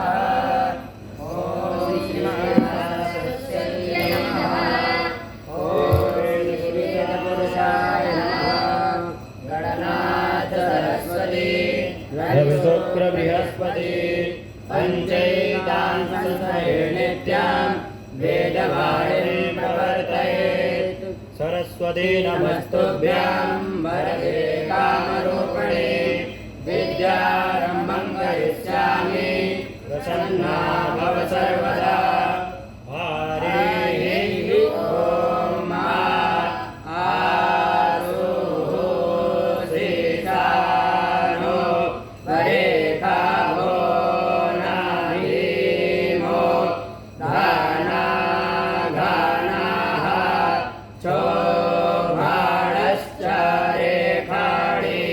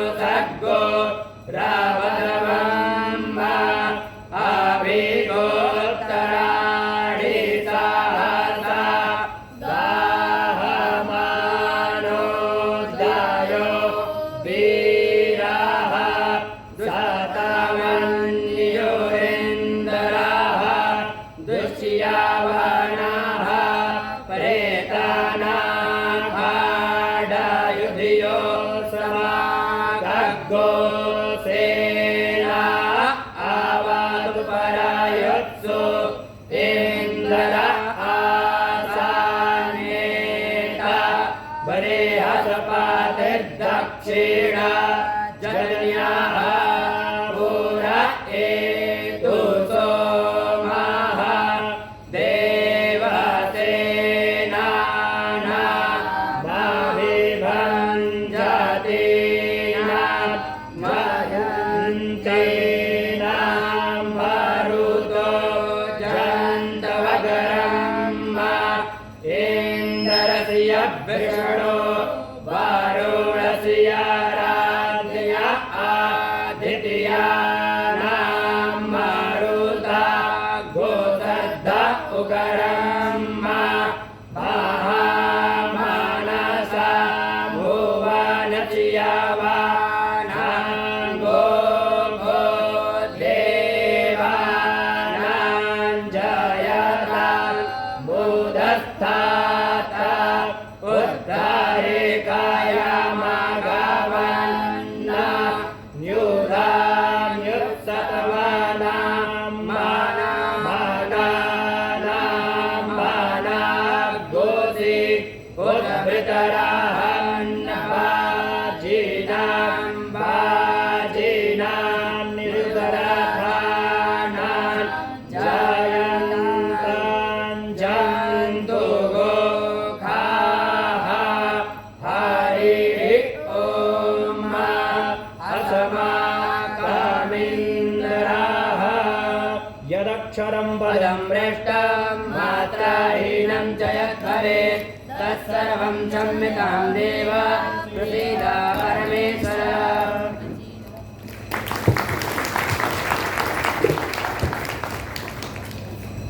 आप कल्पना कीजिए, आपने 10 मिनट मुश्किल से आपने सुनी तो कुछ भीतर महसूस हुआ कि नहीं? कोई वाइब्रेशन सी लगी हो मस्तिष्क में? कई बार तो ऐसा होता है, सुनते रोए से खड़े हो जाते हैं। और जिस स्थान पर ये प्रातः 4 बजे से ध्वनि प्रारंभ हो जाती है और शाम तक यही ध्वनि चलती रहती है, वेद का अध्ययन, साथ ही श्रीमद् भगवद गीता का पाठ, साथ ही अभी प्रवीण जी कह ही रहे थे कि ये बच्चे प्रवीण जी को बैठा करके 15वां अध्याय सिखा रहे हैं कि दादाजी ऐसे इसको ऐसे पढ़ो, ये आपने ये गलती कर दी। ऐसे सारे बच्चे, छोटे छोटे बच्चे उनको सिखाते रहते 15वां अध्याय 12वां अध्याय। और तो और साथ ही भागवत का भी स्वाध्याय, ये सब उस आश्रम में रह के दिन भर ये कार्य इनके साथ रहता है। और जैसा कि कल मैंने निवेदन किया भी था कि जो कोई भी पूज्य गुरुदेव भगवान के साथ अपनी सुलभता कराना चाहते हो तो उपाय एक ही है, सेवक सेव्य भाव। थोड़ा भीतर सेवक भाव आए और किसी न किसी रूप में। और गुरुदेव का तो जैसे आज आपने मानस में पढ़ा, वो बिल्कुल गुरुदेव के जीवन में चरितार्थ है।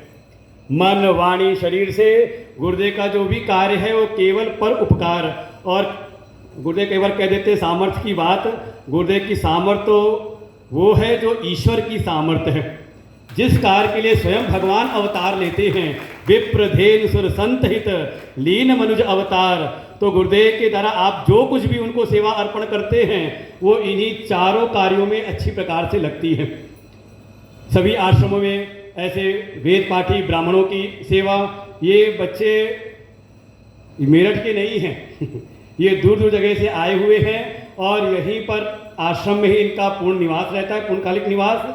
केवल समय समय पर इनको अवकाश मिलते हैं, यहीं पर उनके रहने भोजन की और उनके वस्त्र की सारी व्यवस्था गुरुदेव भगवान के संरक्षण में इनकी यथायोचित व्यवस्थाएं की जाती हैं। तो ब्राह्मणों की सेवा, ऐसे ही गौ की सेवा, विप्रधेनु सुर देवताओं की सेवा, सभी आश्रमों में देवालय और विधिवत दोनों समय रुद्राभिषेक, जहाँ भगवान राधे कृष्ण विराजमान है तो वहाँ उनकी सेवा, और साथ ही संतों की सेवा। जो कार्य स्वयं भगवान आते हैं करने के लिए, वो सारे कार्य पूज्य गुरुदेव भगवान के संरक्षण में उनके सभी आश्रमों में चार क्या 5 आश्रम हैं। अभी गुरुदेव इशारा कर भी रहे थे वरुण जी को देखते हुए कि 4 आश्रम तो आपको ज्ञात हैं ही। लखनऊ में वेदांत सत्संग आश्रम, सीतापुर महोली में प्रज्ञानम सत्संग आश्रम, फिर हरिद्वार में श्री शौनक कुटीर आश्रम, और आपके मेरठ नगर में वेदांत आश्रम, और उसी कड़ी में मुंबई में वेदांत आश्रम, जिसका अभी पूज्य गुरुदेव भगवान ने उद्घाटन किया था। तो ऐसे 5 आश्रमों में 3 आश्रमों में ये वैदिक गुरुकुल चल रहे हैं। जहां इस समय वर्तमान में 50 विद्यार्थी हैं जिनके केवल ये शिक्षा का ही नहीं, उनके भोजन, आवास, उनके वस्त्र, इन सब की व्यवस्था कुछ आप जैसे साधा वहन की जाती है, और नहीं तो पूज्य गुरुदेव भगवान के ही छत्र छाया में ये सारे विद्यार्थी अपना जीवन का निर्माण कर रहे हैं। जैसा कि कल मैं निवेदन किया था सेवा के विषय में, तो हमारे बीच में है प्रवीण जी विराजमान है। इनका तो क्या आश्रम में रुके हुए हैं। मैं 2 दिन के लिए गया हरिद्वार, वापस आया तो देखा कि आश्रम की रसोई में चूल्हा बदला हुआ है। तो मैंने पूछा ये कहाँ से आ गया? तो कह रहे वो ठीक चले नहीं रहा था। मैंने कहा ठीक चला तो रिपेयर हो जाता। इन्होंने तुरंत ही उसी दिन इनको एक दिन रसोई में गए ये कुछ अपना सेवा भाव से, और देखा कुछ गड़बड़ है तो जा कर के दूसरा फिर ले आए। और जब कल सेवा की बात चली तो इनको मैंने मना किया, अब आपके द्वारा कुछ कोई और कार्य करने की आवश्यकता नहीं। तो इन्होंने प्रेरित किया अपनी सुपुत्री को, जो प्रथम दिवस आई भी थी गुरुदेव भगवान का आशीर्वाद लेने के लिए, तो उनको प्रेरित किया और उसने अपनी तरफ से इन विद्यार्थियों के वस्त्र की व्यवस्था 11,000 रुपये की सेवा उन्होंने वहाँ प्रेषित की, और तुरंत ही प्रवीण जी ने उसकी व्यवस्था भी करवा दी। तो आचार्य लोग आ जाएंगे, ये प्रणव जी और वंश जी, ये वस्त्र वितरण प्रवीण जी के द्वारा होगा। प्रवीण जी भी मंच पे आ जाएं, और ये ग्रंथ तो प्रवीण जी आ जाएंगे गुरुदेव भगवान के पास में ही। उनके द्वारा ये वस्त्र की व्यवस्था, ये सेवा प्रदान की गई है। जोरदार करतल ध्वनि से इनका